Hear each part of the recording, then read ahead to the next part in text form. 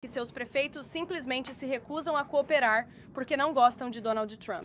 O presidente e os republicanos têm uma responsabilidade sagrada de servir e proteger os interesses de seus eleitores, o povo americano. O presidente Trump e os republicanos não vão ceder a essas exigências radicais. Vamos direto ao assunto. E vamos começar com alguns anúncios de agenda. O presidente também pediu que eu transmitisse suas congratulações ao Japão por eleger seu próximo primeiro-ministro, uma pessoa altamente respeitada que, além disso, é a primeira mulher a ocupar o cargo em nosso grande aliado.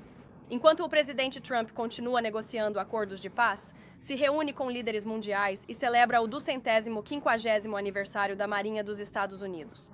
Como vocês viram, ele e a primeira-dama estiveram presentes ontem mesmo, mas infelizmente os democratas continuam a fazer jogos políticos. E agora estamos no 6º dia do fechamento do governo federal pelos democratas.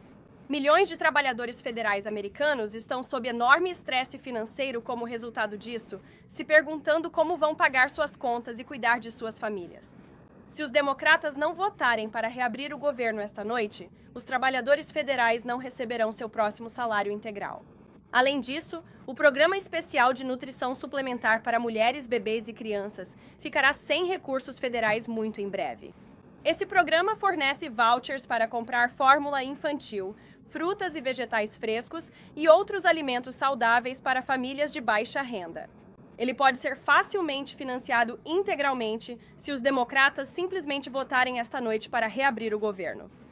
Além disso, nossos incríveis membros das Forças Armadas, que arriscam suas vidas para preservar e defender nosso país, agora estão trabalhando sem receber e perderão seus próximos salários se esse fechamento do governo pelos democratas não acabar.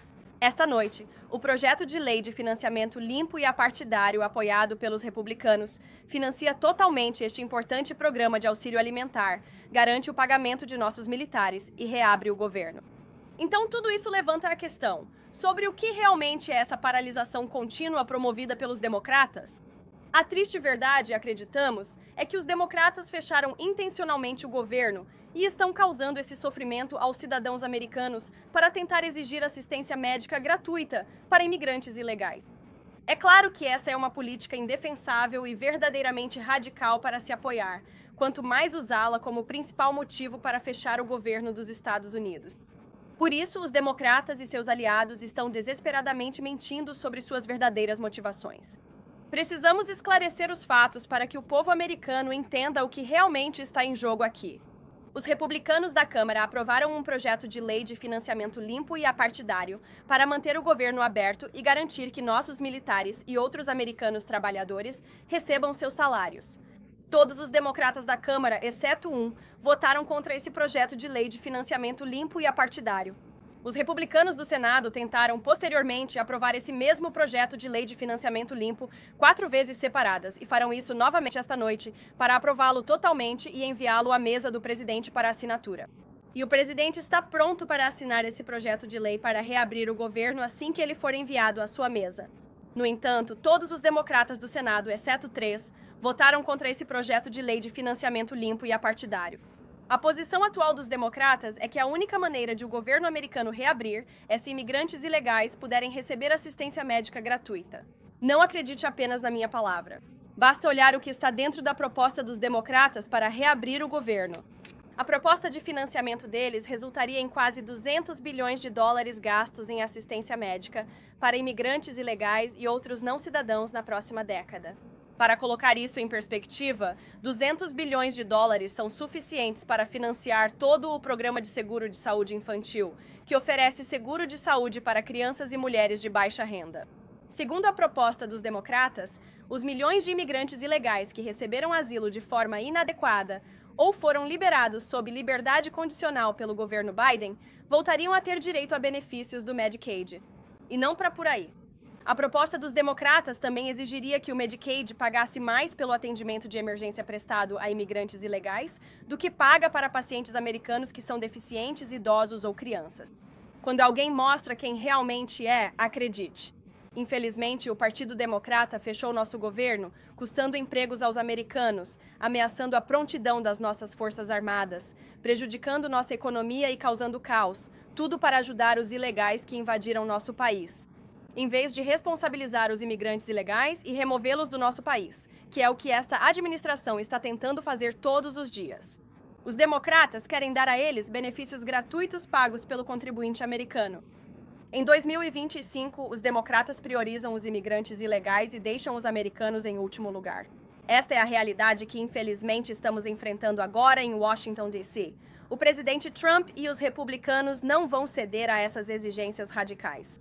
O presidente e os republicanos têm uma responsabilidade sagrada de servir e proteger os interesses de seus eleitores, o povo americano. É por isso que estamos apoiando um projeto de lei de financiamento limpo e apartidário, sem condições para reabrir o governo. Os democratas deveriam fazer o que fizeram 13 vezes separadas sob Joe Biden e votar exatamente nesse mesmo tipo de projeto de lei de financiamento. Agora, o Senado votará esta noite pela 5ª vez para reabrir o governo no 6º dia deste fechamento. Tudo o que precisamos são mais 5 senadores democratas para acabar com essa loucura e votar no projeto de lei de financiamento limpo para reabrir o governo.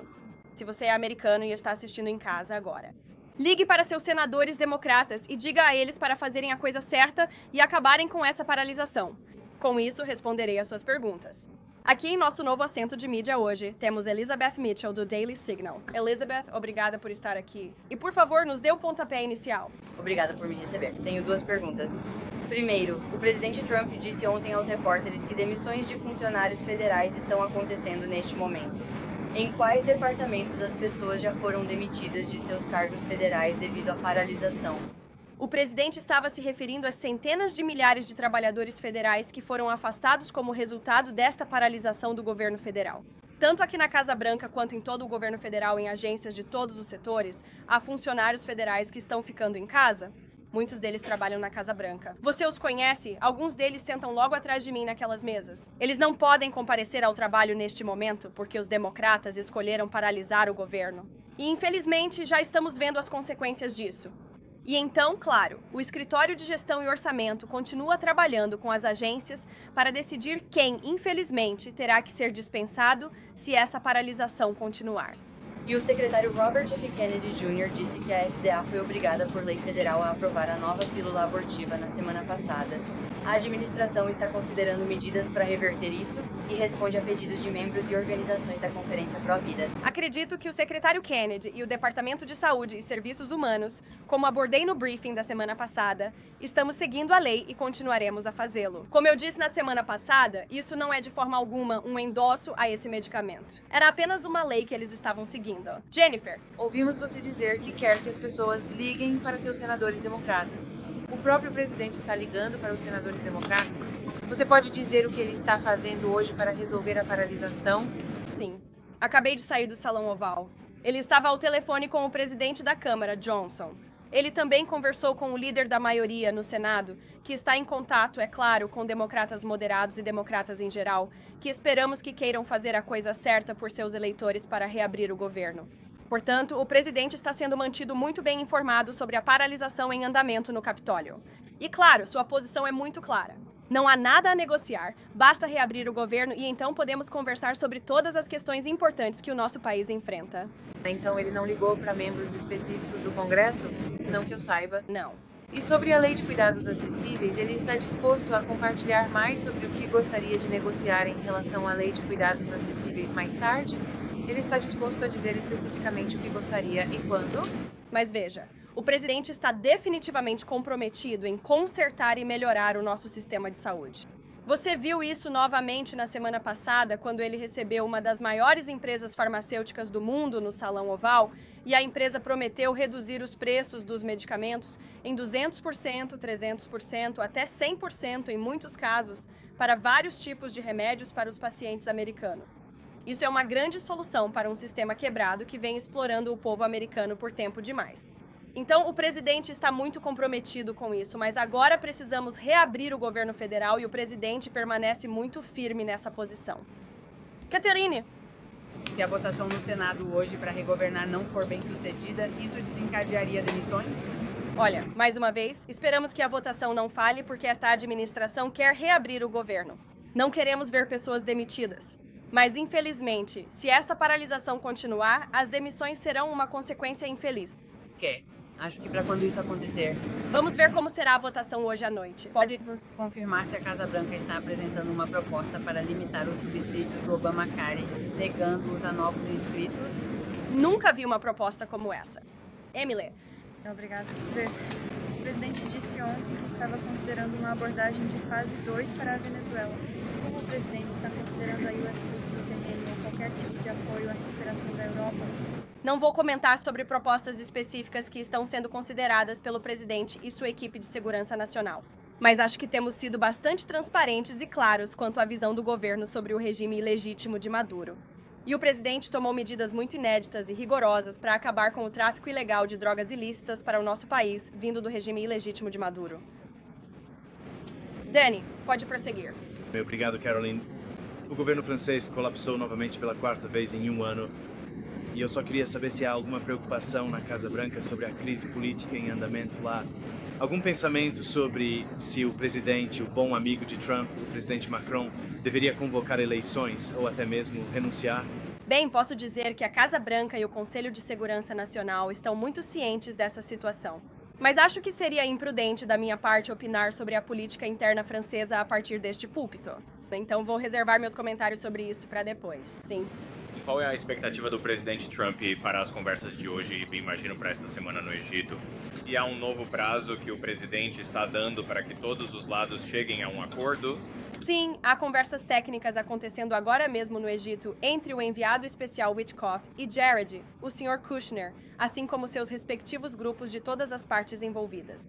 O que vimos acontecer na sexta-feira, e ainda não comentei sobre isso aqui do púlpito, é realmente notável.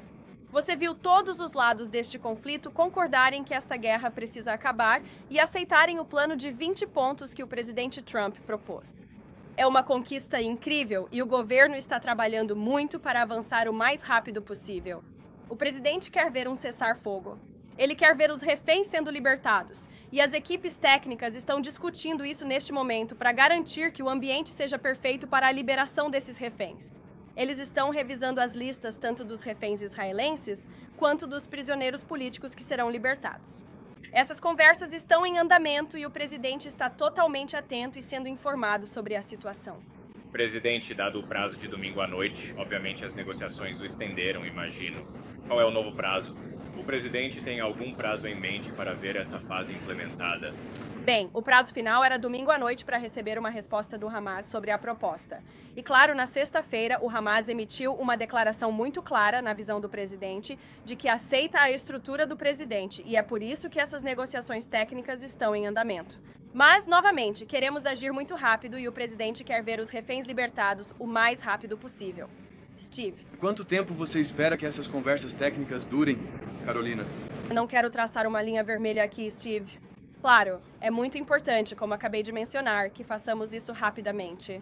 É assim que a equipe do presidente se sente para que possamos ganhar impulso, libertar os reféns e então passar para a próxima parte, que é realmente garantir que possamos criar uma paz duradoura em Gaza e garantir que Gaza seja um lugar que não ameace mais a segurança de Israel ou dos Estados Unidos. O que você espera que esteja na pauta da reunião do presidente com o primeiro-ministro de Trudeau? Tenho certeza de que o comércio será um tópico de discussão amanhã, assim como todas as outras questões que o Canadá e os Estados Unidos estão enfrentando. Sei que o presidente está ansioso para ter essa discussão com Carney no Salão Oval. Caitlin. Obrigado, Caroline. Tenho perguntas à demissão de funcionários federais. O presidente disse ontem que os democratas serão os culpados se os funcionários federais perderem seus empregos. Historicamente, porém, em paralisações passadas, os trabalhadores foram licenciados, mas não foram demitidos em massa. Então, não seria esse o apelo do presidente para demitir pessoas? Como eu disse várias vezes, Caitlin, essa conversa sobre demissões não estaria acontecendo agora se os democratas não tivessem votado para paralisar o governo. E como também disse na última coletiva, estamos com uma dívida de 37 trilhões de dólares e o governo não está recebendo nenhum dinheiro.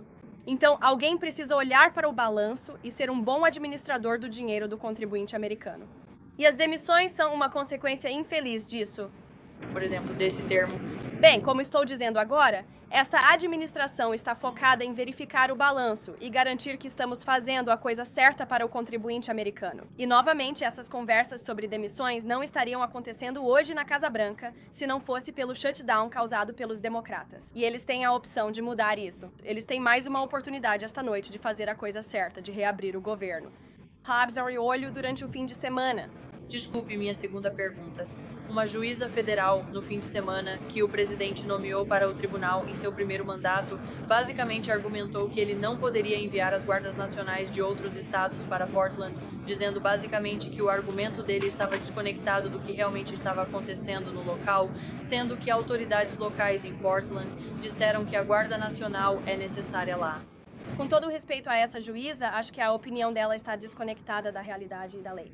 O presidente está usando sua autoridade como comandante em chefe, conforme o código dos SMEWA 1204.2.06, que afirma claramente que o presidente tem o direito de convocar a Guarda Nacional em casos que ele considerar apropriados. E se você olhar para o que aconteceu em Portland, Oregon, por mais de 100 noites, eu estava conversando com nossa equipe de segurança pública sobre isso esta manhã. Por mais de 100 dias, noite após noite, a instalação do ICE tem realmente estado sob cerco desses anarquistas do lado de fora. Eles têm desrespeitado as forças de segurança. Eles têm incitado a violência. Vimos novamente uma guilhotina sendo colocada em frente a este prédio federal. E por isso o presidente quer garantir que nossos prédios federais e nossos ativos estejam protegidos. E é exatamente isso que ele está tentando fazer. E em última análise, no caso de Los Angeles, aquele juiz decidiu no 9º circuito que aquele painel de juízes determinou que essas tropas poderiam permanecer e que o presidente estava totalmente dentro de sua autoridade para fazer isso. Portanto, estamos recorrendo dessa decisão. Esperamos uma audiência em breve. Estamos confiantes na autoridade legal do presidente para fazer isso e venceremos. Mas nenhum oficial local disse que precisamos da Guarda Nacional. Eu conversei com o chefe de polícia de Portland na semana passada. Ele disse que as alegações do presidente não condizem com a prática.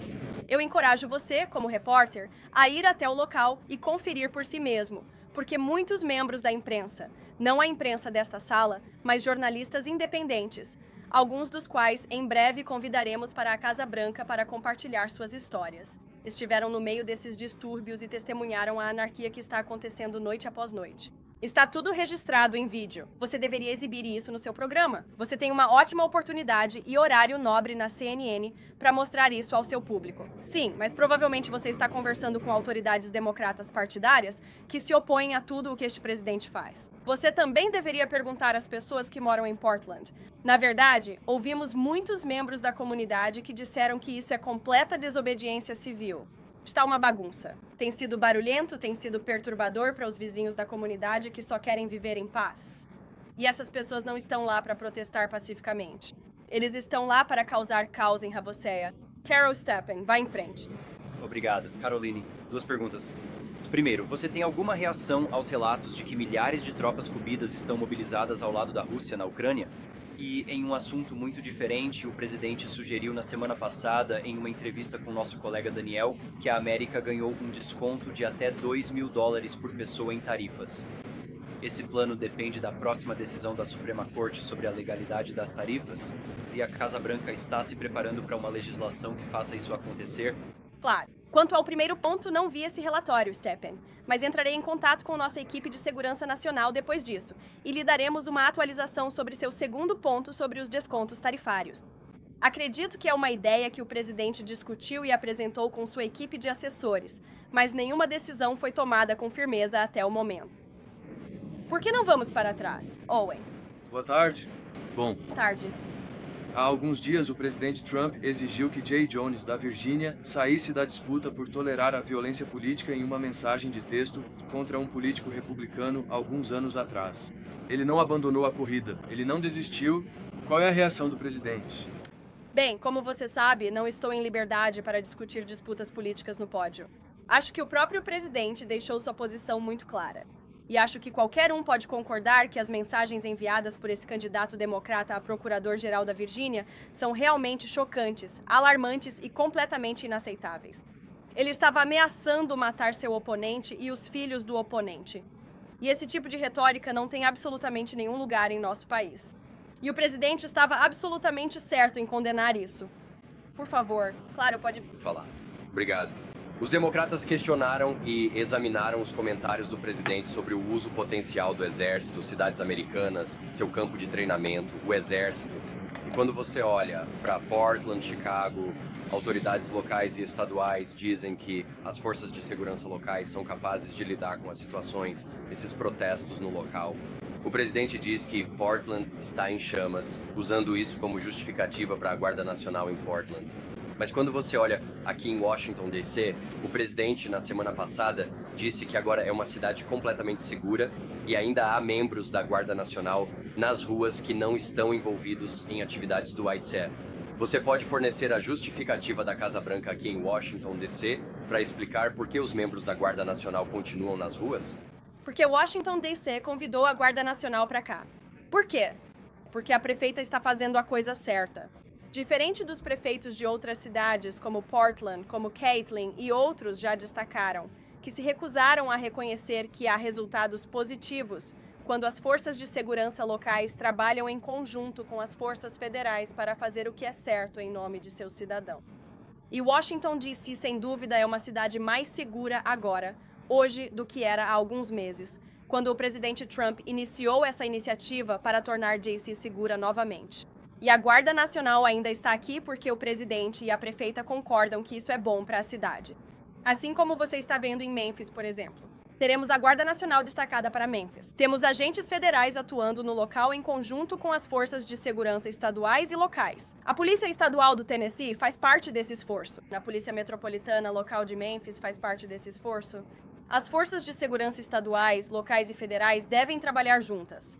E é uma pena que vejamos em algumas cidades do país que seus prefeitos simplesmente se recusam a cooperar porque não gostam de Donald Trump.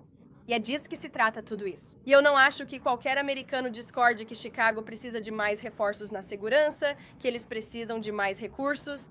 Veja essa manchete do fim de semana. Pelo menos 30 pessoas foram baleadas durante o fim de semana em Chicago, governada por democratas. 5 delas foram mortas em um único fim de semana. Isso é completamente inaceitável. E o presidente quer tornar a América ser mais segura. Ele é disposto a trabalhar qualquer um. Isso. Se os tribunais permitirem que você, no fim das contas, envie a Guarda Nacional para Chicago e Portland, os democratas não têm motivo para se preocupar que haja planos de longo prazo por parte desta administração para manter as Forças Armadas do ZEUA ou a Guarda Nacional em cidades americanas, como estamos vendo aqui em Washington. Por que eles deveriam se preocupar com o governo federal oferecendo ajuda para tornar suas cidades um lugar mais seguro? Eles deveriam se preocupar com isso. Eles deveriam se preocupar com o fato de que pessoas em suas cidades estão sendo assassinadas a tiros todas as noites. E o presidente, tudo o que ele está tentando fazer é resolver isso. E houve uma verdadeira campanha de difamação por parte dos democratas e da mídia, para ser bem sincero. Eu estava lendo o Political Playbook esta manhã, um dos boletins informativos mais influentes de Washington. E vocês estão apresentando isso como se o presidente quisesse tomar as cidades americanas com o exército.